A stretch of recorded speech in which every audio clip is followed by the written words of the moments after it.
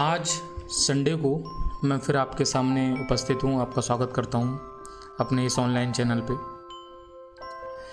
मैं एक बात सोच रहा था कि मैं इस एनडीए की मुहिम को क्यों चला रहा हूँ, क्यों मैं सोच रहा हूँ कि जिन बच्चों के पास इसकी जानकारी नहीं है, जो अवेयर नहीं है, उन बच्चों को, उनके पेरेंट्स को ये इन्फॉर्मेशन दी जाए।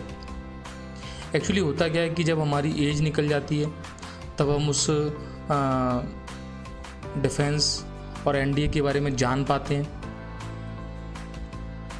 एक सही टाइम क्या है, तो ये कंफर्म है कि जो एनडीए का सिलेबस है, मेरे पास इसकी एक हार्ड कॉपी है। इस सिलेबस को मैं देखूँ ना तो ये सिलेबस कहने के लिए तो बहुत ही इजी सिलेबस है, लेकिन इस इजी सिलेबस के पीछे का जो टास्क है वो आपकी मेंटलिटी है।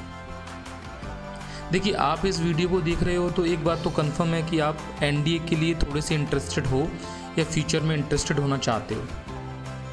उसके लिए जो फंडामेंटल रिक्वायरमेंट्स हैं, जैसे अपना फिजिकल है, फिजिकल फिटनेस है, उसके बारे में मैं वीडियो बनाऊंगा, तो वो तो अपडेट होनी चाहिए। आप फिजिकली फिट है ना, तो यकीन करें एक बहुत अच्छी जॉब सिक्योरिटी है और भारतीय सेना में जाना, जो कि एक किसी भी पर्सन के लिए एक बहुत बड़े सम्मान की बात है। मध्यम वर्गीय परिवार के लिए, हमारे गांव के बच्चों के लिए, देखिए उनमें एक स्टैमिना होता है कि वो कुछ भी कर सकते हैं, इसलिए मैं उनको फोकस करता हूँ। और मैं चाहता हूँ कि मेरे आसपास के जो भी गांव के स्टूडेंट्स हैं जिनके पास ये वीडियो पहुंच रहा हो, वो उसको सुनें और देखें और समझें कि हम इस प्रिपरेशन को कब से स्टार्ट करें। इस वीडियो बनाने का जो मेरा मेन उद्देश्य है वो यही है कि एनडीए की प्रिपरेशन को कब से स्टार्ट करें, इसके बारे में जानें, है ना। अब बात आती है कि भाई एग्ज़ाम तो 12th के बाद होता है, एलिजिबिलिटी हम सारी फुलफ़िल कर रहे हैं इसकी, है ना।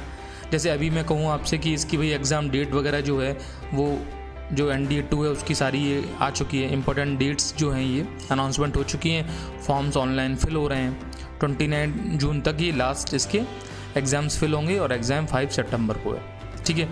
तो आफ्टर 12th स्टूडेंट्स एलिजिबल हैं, ये तो फैक्ट है, ठीक है।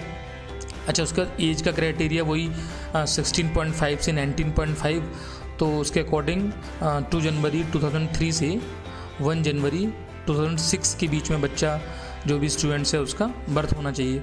एजुकेशन क्वालिफिकेशन 10+2 है। तो एक बात बताइए, एजुकेशन क्वालिफिकेशन 10+2 है, इसका मतलब क्या हम 10+2 के बाद ही स्टार्ट करें?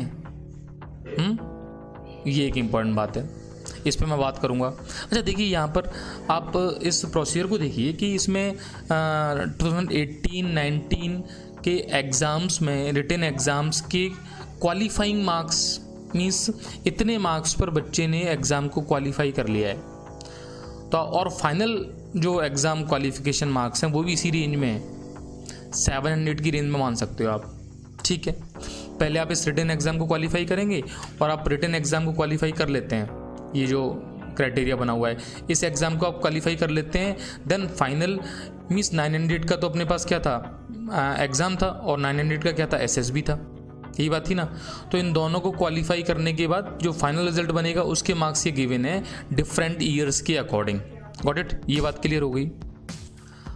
अब बच्चा यदि 12th के बाद स्टार्ट करता है तो कितना % उसके सिलेक्शन का चांस है ना। उसको एक्स्ट्रा मेहनत करनी पड़ेगी यदि उसने 12th से पहले ये सोचा ही नहीं। अब बात आती है कि स्टूडेंट को इसकी प्रिपरेशन कब से कर देनी चाहिए कि जिससे कि वो 12th जाते जाते इस एग्ज़ाम को क्वालिफाई करके एक अच्छा ऑफिसर बने।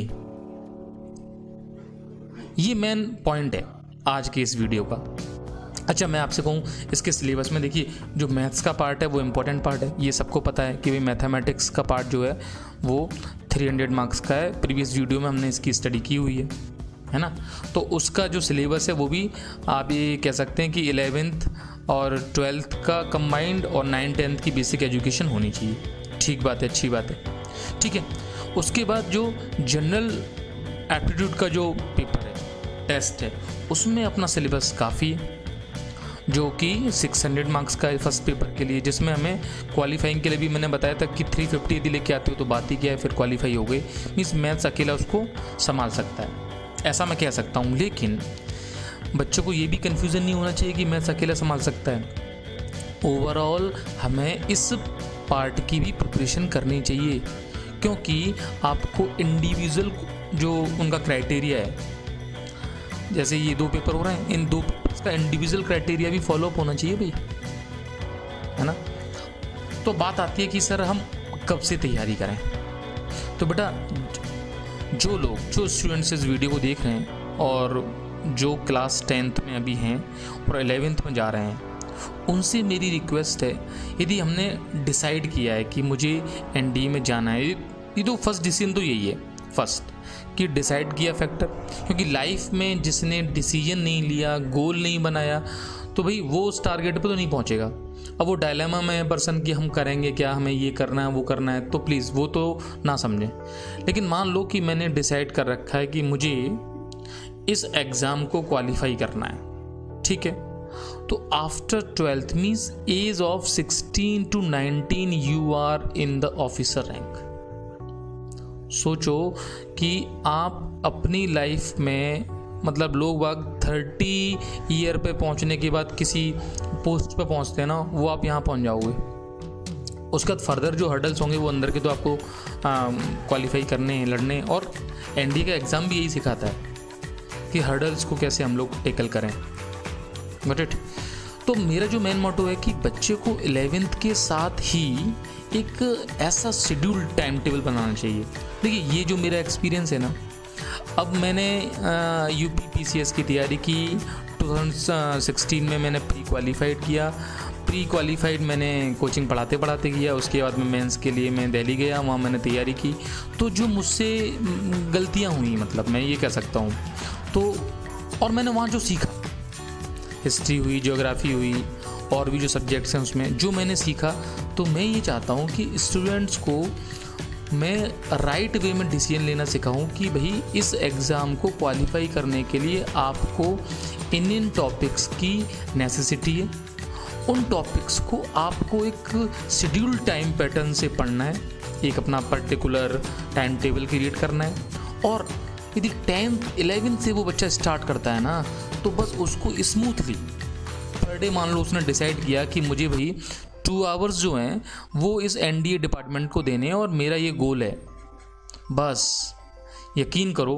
और मैं सभी पेरेंट्स से भी कहना चाहता हूँ कि यकीन करें, आपका बच्चा 12th होते होते ऑफिसर 100% बन जाएगा। अब ये यकीन आप में भी होना चाहिए, जैसा मुझ में कि हाँ यस होगा ऐसा। उसके पीछे क्या है, हम लोग 11th से उसको बेसिक जो 11th का पैटर्न है वो तो करा ही रहे हैं। मीन्स जैसे सपोज 11th मैथ्स में सेट पढ़ाया मैंने, ठीक है, जो फर्स्ट चैप्टर हुआ। अब बस हमें फर्स्ट चैप्टर में करना क्या है कि मुझे उसके रिगार्डिंग एनडीए की जो क्वेश्चंस हैं, एनडीए के प्रीवियस ईयर में जो आई हुई क्वेश्चंस हैं, बच्चों को उनको फोकस कराना है, बच्चों को उनको समझाना है कि बेटा देखो सब्जेक्टिव और 11th पॉइंट ऑफ व्यू से तो ये है, लेकिन इनके ऑब्जेक्टिव क्वेश्चंस ऐसे बनेंगे और उन तुम्हें ऐसे क्वालिफाइड करने हैं। तो ओवरऑल उसकी प्रिपरेशन तो यहीं से स्टार्ट हो रही है। मतलब वो 11th में इस सेट ऑफ माइंड से बैठा हुआ है कि नहीं, मेरा टारगेट जो है, अल्टीमेट गोल ये है, बस मुझे 11th को उस तरफ ले जाना है। सिलेबस को अपने पास रखो, सिलेबस को रीड करो, सिलेबस को समझो अगेन एंड अगेन। और बेटा जिस बच्चे ने ये डिटर्मिनेशन कर लिया ना, यकीन करो कि सिलेक्शन कुछ भी नहीं है, बहुत ईजी पैटर्न है, क्वेश्चन बहुत ईजी आता है। अच्छा बात आई उस सेकंड जीएटी वाले पेपर की। जीएटी वाली, अब जो जिस बच्चे ने साइंस ले ली, मान लो मैथ्स ले लिया, ठीक है, अब मैथ्स लेना भी नेसेसिटी है, फैक्ट तो ये भी है, ठीक है। अब जिसने मैथ्स ले लिया, उसकी ज्योग्राफी, उसकी हिस्ट्री, उसके जो ये सब्जेक्ट्स हैं वो तो रह ही गए ना। उन सब्जेक्ट के लिए जो मैंने सोचा है मैं उन पर वर्क कराऊंगा। मैं कहूँगा भाई ये आपका पर डे का टास्क है, आपको लेके आए पर डे पर वीक जो भी मुझे लगता है वो टास्क एक फ्रेम करेंगे, उस फ्रेम के अकॉर्डिंग वर्क करेंगे। तो यकीन करो ऐसा यदि कर लिया ना, और आप फिजिकली फिट है ना, तो बेटा कोई भी दुनिया की ताकत आपको ND में सेलेक्ट होने के लिए नहीं रोक सकती।